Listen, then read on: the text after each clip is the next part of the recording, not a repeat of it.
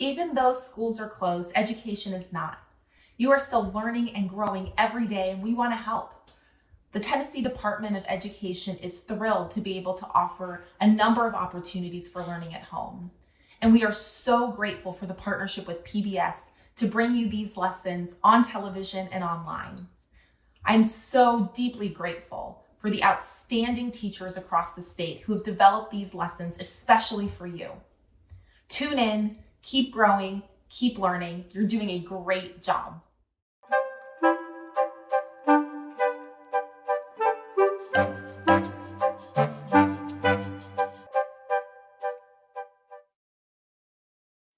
Hello, welcome to Tennessee's at-home learning series for literacy. Today's lesson is for all our second graders out there, though all children are welcome to tune in. This lesson is the second in our series. My name is Mrs. Ledford, and I'm a second grade teacher at Prescott South Elementary School in Cookeville, Tennessee. I'm so excited to be your teacher for this lesson. Welcome to my virtual classroom. Today, we will be learning about the habitats of insects. At the end of this lesson, you will be able to understand the habitats of insects so well that you will know where insects live and where they do not live. You will even get to prove your learning through a true-false challenge.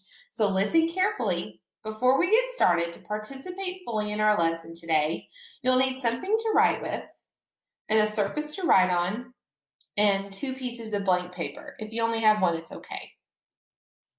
If you didn't see our previous lesson, you can find it on the Tennessee Department of Education website at www.tn.gov/education. That's www.tn.gov/education.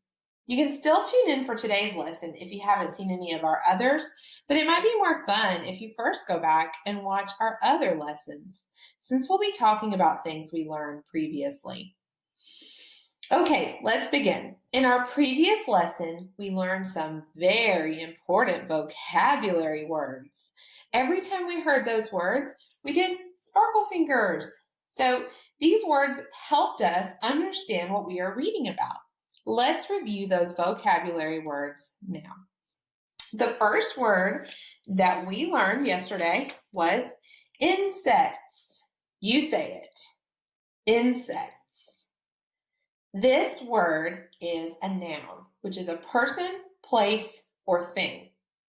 The definition is small animals with 6 legs and 3 main body parts. Here's an example.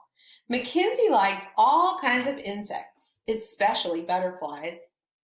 You might hear the singular form in one of the stories, insect. See, it's singular with no S on the end.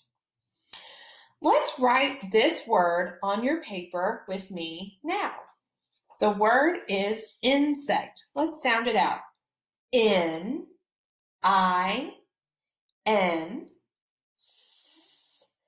Act.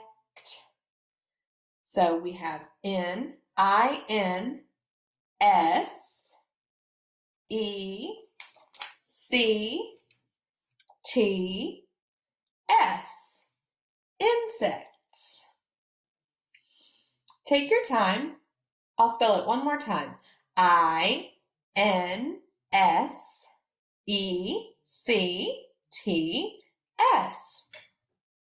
Okay, once you've got that word written, I want to get your ideas.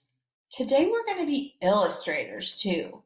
If we could illustrate this word, how could we write an illustration? What illustration would we choose to draw to help us remember what this word means?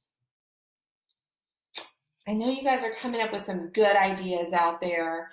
I'm going to draw an ant because I remember from yesterday's story that an insect has 3 main body parts and 6 legs. If you want to draw an ant with me, you can, or you can choose any other insect we've read about. Okay, so I'm just going to draw for an ant a little circle, a bigger circle, almost like I'm drawing a sideways snowman. and a third even bigger circle. For 3 main body parts, we'll show you 3 little circles in a row, like he's a sideways snowman. And then, how many legs did we say? That's right, 6 legs. So I'm just going to draw 6 little legs on my ant. He doesn't have to be perfect. I'm not an artist, but you guys, I'm sure, are even doing better than I am. So now I have an illustration to help me remember my vocabulary word, insects. The next word we're going to practice is habitats. You say the word habitats with me.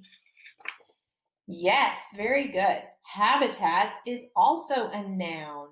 That means it's a person, place, or thing. The definition is the natural homes or environments of plants and animals. Here's an example. Desert habitats are home to plants and animals that can survive without regular rainfall. You might hear the singular version, habitat, in one of the read-alouds as well. Will you write this word on your paper with me? Below where you wrote insects, you can write habitats. Let's sound that out. That's an H. Ah, ah, ah. I know that's an A because of how wide my mouth opens. Ha, b, b, b. That's a B sound. Eh, eh, eh. That's an I. T, t, t. That's a T. Ah, ah, ah. What sound is that? An A. And then another T. Habitat. And if it's the plural version, you'll add what at the end? An S. Very good. Habitats. Okay, boys and girls. So we've written the word habitats. I'll spell that for you just to make sure you got it right. Habitats.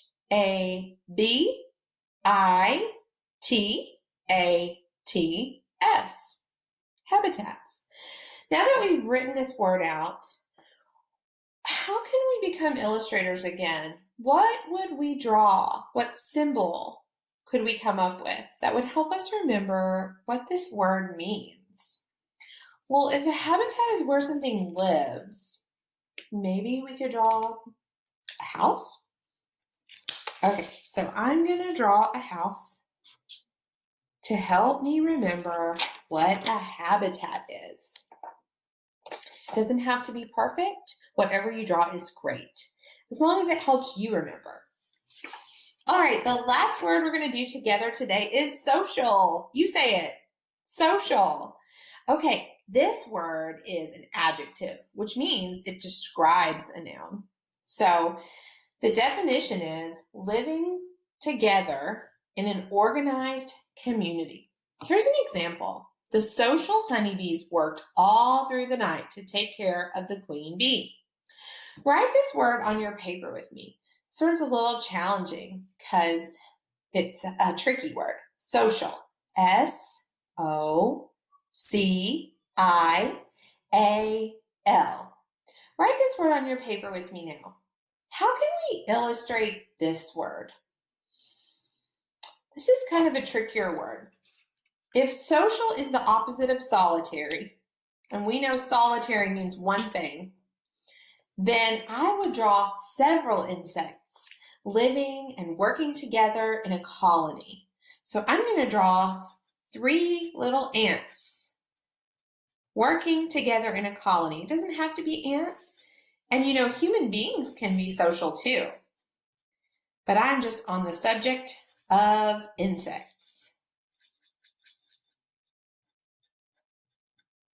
Okay, so I have drawn 3 ants living and working together in what's called a colony. So that is how I'm going to remember the word social. Now that we've reviewed our important vocabulary words, let's begin. In lesson 1, you learned about small 6-legged animals called insects.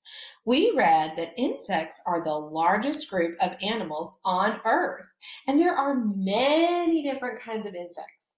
We learned about some of the many different kinds of insects, what characterizes an animal as an insect, the life cycle of an insect, and how insects may be helpful or sometimes harmful. Thumbs up if you remember learning some things like that yesterday about insects. Today, we will see what we remember about insects and where they live. I'm going to ask you some questions based on our previous knowledge and our previous lesson. And I'm going to give you a minute to think about the question, and then I'll let you tell me your answer, what you think the answer would be. If you didn't see our previous lesson, this will be a good chance for you to catch up and hear what you missed yesterday. It may even inspire you to go back and watch for yourself. Finally, today we're going to look at some new vocabulary words and answer a true or false challenge game about this new vocabulary. Okay, so here's your chance to show off what you know. We're going to play a little question game. I'll give you one think minute, and then I'll point to you, and you'll say, tell me your answer. And I want to challenge you to try to tell me your answer in a complete sentence today, okay? So the first question I have for you, let's get ready to answer some questions about insects. So the first question I have for you is, what is the largest group of animals on Earth? Think, think, think. Okay, tell me your answer. That's correct. The largest group of animals on Earth is insects. Are there many different kinds of insects, or only a few different types of insects? Think, think, think. Okay, tell me your answer. Yes, there are many different types of insects on Earth. Good job. Think about the picture we drew yesterday for a minute. In what large water habitat are insects unable to survive? Okay, tell me your answer. Yes, insects are unable to survive in oceans. Many insects depend on host plants to stay alive. In what ways do these host plants help the insects? Okay, tell me your answer. That's right. A host plant provides a habitat and nutrition for an insect. Hosts can be used for human beings too. If you've ever hosted a gathering or a party at your house, you are called the host. So just like that, the plant hosts the insect to live and eat off. Okay, that was a harder question, wasn't it? But you did a great job. Keep up the good work. If you were a farmer, which would you rather see on your crops? A ladybug or a grasshopper? Think about that. Okay, which would you choose and why? You're correct. Ladybugs are important to some farmers and grasshoppers. Grasshoppers eat and kill some of the plants, but ladybugs, we heard yesterday, eat the aphids off of the plants so they can help save farmers' crops. You're doing great. Yesterday, you also heard in the read aloud that flies are solitary, which means one thing, or they live on their own. How are ants, which are social insects, different from solitary insects like a fly? I'll ask you that one again. That's a tricky question. How are ants, which are social insects, different from solitary insects like a fly? Okay, tell me your answer. Very good. Do you like to be in a social group like ants, or do you like to be alone or solitary like flies? I like to be in a social group, like in my classroom. Okay, last question. Imagine there was no water on Earth. Do you think insects could still survive? Okay, tell me your answer. Exactly. Insects depend on plants to live, and plants need what to live? Water. All living things need water. Great job answering those questions today, boys and girls. Give yourself a pat on the back. Now, let's move on to learn some new vocabulary. Are you ready? Okay, in the reading from our previous lesson, we heard the narrator, the fly, say, "We flies are insects, and we share the planet with millions of other insects in many different habitats." Say the word habitats with me. Habitats. Habitats are the homes, remember, we drew the homes, are the homes of plants and animals. Chimpanzees live in rainforests, their natural habitats. Insects live in the rainforests too. Polar bears live in a tundra, or a very cold place, their natural habitats. Insects live in the tundra too. Sharks live in the ocean, their natural habitats. Insects do not live in the oceans. Cheetahs live in the grassland, their natural habitats. Insects live in the grasslands too. Boys and girls, repeat with me again the word we've been talking about. What is it? That's correct. We have been talking about where animals live, or their habitats. Good job. Okay, boys and girls, now what we're going to do is you guys are going to take out a sheet of paper. It can be the back of what you've been working on. You don't have to have a fresh, clean sheet of paper each time. And we are going to play our true, false challenge game. I'm so excited. I hope you are too. So what you're going to do with your paper is you're going to go ahead and number your paper from 1 to 5. And I've done one for you, just like this. And I'm doing it on the back of a scratch piece of paper. It doesn't have to be something nice or wonderful. Go ahead and number your paper from 1 to 5, just like mine. Okay, I'm going to give you 5 different habitats. And if what I say is a habitat where insects do live, you're going to write T for true. But if that is not a habitat where insects live, you are going to write F for false. Are you ready? Okay, let's begin. Number 1, desert. So if you think that's a habitat where insects could live, you're going to write T for true. Desert.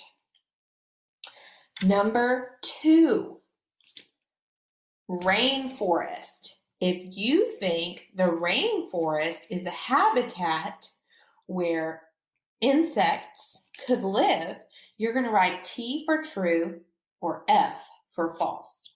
So number 2 was rainforest. Number 3, tundra. If you think the tundra is a place where insects could live, you're going to write T for true. If you don't think they could live there, you're going to write F for false. Number 4, ocean. If you think that insects can live in the ocean, you're going to write T for true. If not, you're going to write F for false. And number 5, grassland. If you think that insects could live in a grassland, you are going to write T for true. If not, you're going to write F for false. Okay, are you ready to see? Review your answers and see how you did? I am. Number 1, we said number 1 was a desert. Show me a thumbs up for true, thumbs down for false. True. Number 1 is true because deserts are an insect habitat. Let's look at number 2. Rainforest. Thumbs up or thumbs down? Yes, number 2 is true because rainforests are an insect habitat. Great job. Number 3 was tundra. We said polar bears live there. Is that true that insects could live there or false? They cannot live there. Number 3 is true because a tundra is an insect habitat. You're doing such a great job. Number 4, let's look at number 4. We said number 4 was an ocean. Thumbs up if you think an insect can live in an ocean. Thumbs down if you think that an insect cannot live in an ocean. If you said thumbs down, I want you to do a little happy dance in your seat because number 4 is false. Oceans are not an insect habitat. And our last question is number 5. Number 5 is true because a grassland is an insect habitat. Boys and girls, you did such a nice job. I want you to remember there are many different kinds of insects that live in different places and different habitats. They can live alone or solitary, or they can live together in groups or colonies, and that's called being a social insect. Remember, got our little group or colony? But all insects are important to our world. Somewhere on your paper, I would like to challenge you to write 2 questions. Somewhere on your paper, we're going to find a place to write 2 questions. I've got a different paper, but if you want to write it on the back of the paper we've already used, you may. And so I'm just going to write 1 and 2 because I'm going to challenge you to write me 2 questions about something you'd like to learn about insects, because we're going to keep reading about insects. And I want to know what you'd like to learn. Now, I'd like to challenge you to write these questions in complete sentences. So in 2nd grade, we have question words that some question sentences often begin with. Can you think of words that questions often begin with? In my class, we say who, what, when, where, why, how, do. Okay, so what you're going to do is you're going to use some of those question words, who, what, when, where, why, how, do, and you're going to start your question. I'd like you to try to go ahead and write 1 question for me right now.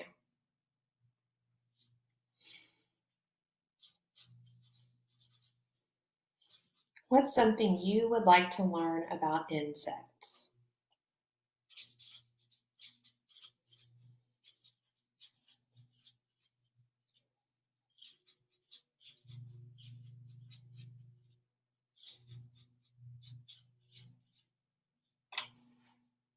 Now, once you've finished that, I would like you to reread your question to yourself.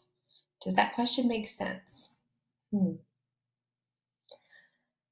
Okay, excellent. Now, I want you to look at the very beginning of your sentence. What do 2nd grade sentences begin with? If you said a capital letter, give yourself a pat on the back. Good job. So, does your sentence have a capital letter? And another question is, we're going to look at your end mark. Do you have an end mark on the end of your sentence? If I'm writing a question, what kind of end mark should I use? If you said a question mark, give yourself a double pat on the back. Nice job. So go ahead and look at your sentence and make sure you have a capital letter, a question word at the beginning, and a question mark at the end. I'll show you my sentence, and then you can write me another question if you have another question about insects. So this is my first question about insects. How are grasshoppers and ants alike? I'm not sure, and I hope to learn that this week. If you have some other wonderings or questions, I want you to go ahead and take a minute and write another question. Remember to use a question word, to have a complete sentence with a capital letter, and don't forget your question mark. Okay, I'm going to go ahead and write my second question.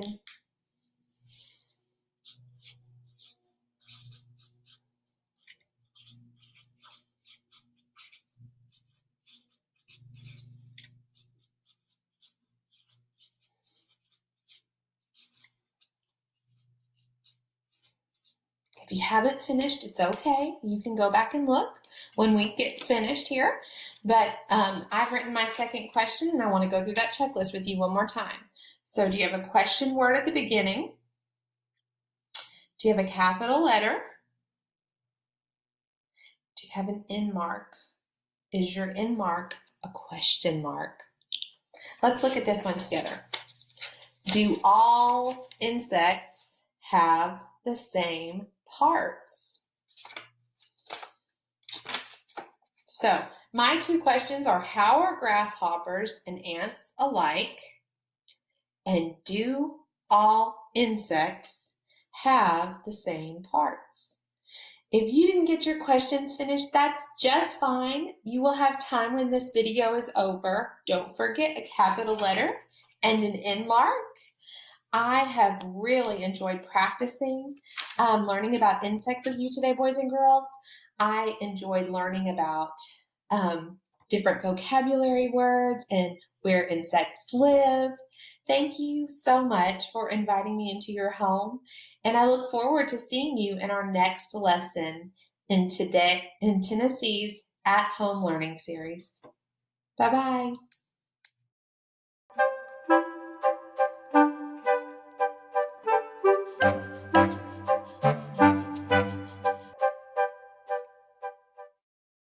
Hello, I'm Maria Lee, First Lady of Tennessee, and I'm so glad you're here. This has been an unprecedented time for our state and our country. I'm so proud to see how Tennesseans are coming together to serve and lift each other up in the midst of challenges. Each of us has a role to play, including you, our students. Right now, your school buildings may be closed, but there are many opportunities to keep learning. And we are so grateful for the partnership of PBS in bringing this program directly to you as one more way to keep us learning and growing together during this time. I want to also give a special thank you to all of the teachers who helped make this possible. We could not do it without them. Most of all, thank you for joining us.